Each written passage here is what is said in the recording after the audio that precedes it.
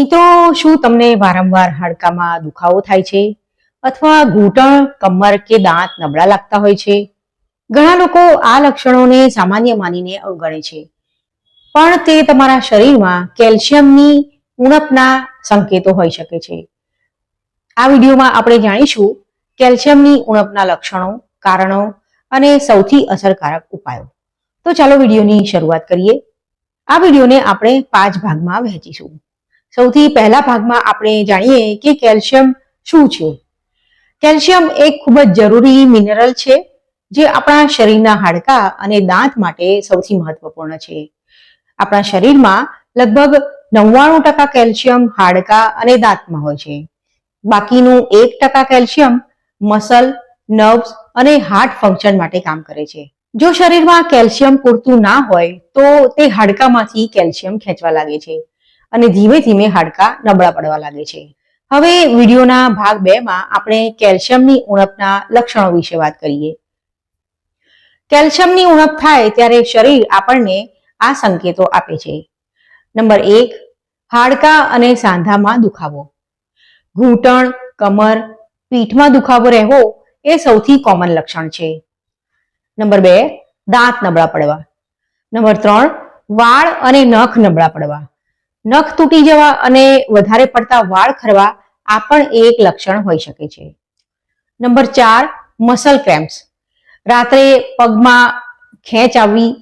આપણે નથી કહેતા કે નસ ચડી ગઈ છે, બસ એ કેલ્શિયમની ઉણપનું કારણ છે. અથવા મસલમાં દુખાવો થવો એ પણ કેલ્શિયમની ઉણપનું કારણ છે. નંબર 5, વારંવાર થાક લાગવો. જો કેલ્શિયમની ઉણપ હોય તો એનર્જીની કમી અનુભવવા લાગે છે અને થોડી જ મહેનત કર્યા પછી શરીર થાક અનુભવવા લાગે છે. નંબર 6, હાથ પગ સૂન પડી જવા.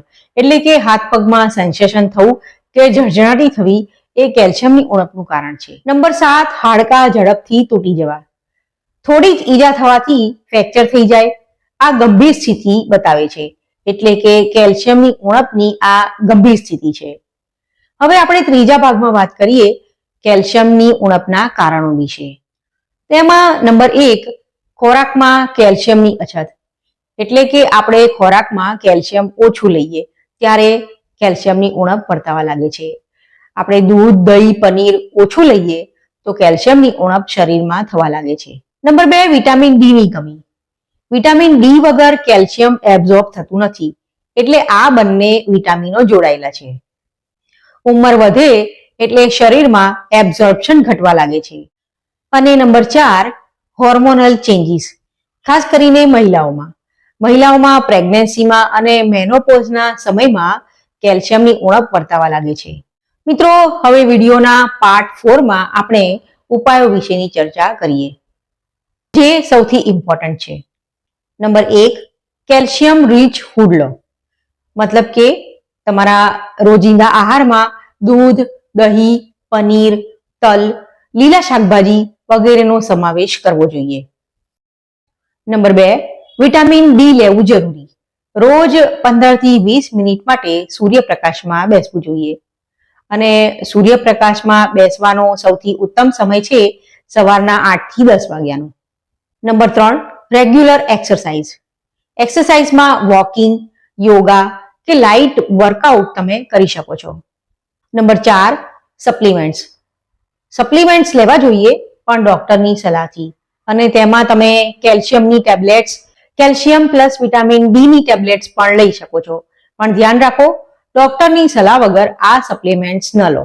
Number 5, healthy lifestyle. તેમાં જંક ફૂડ ઓછું કરો, કેફીન પર કંટ્રોલ કરો અને બેલેન્સ ડાયટ લો.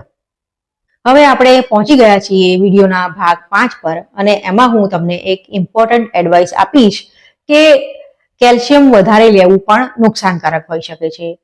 તે કિડની સ્ટોન જેવી સમસ્યાઓ પેદા કરી શકે છે. એટલે બેલેન્સ રાખવું ખૂબ જરૂરી છે.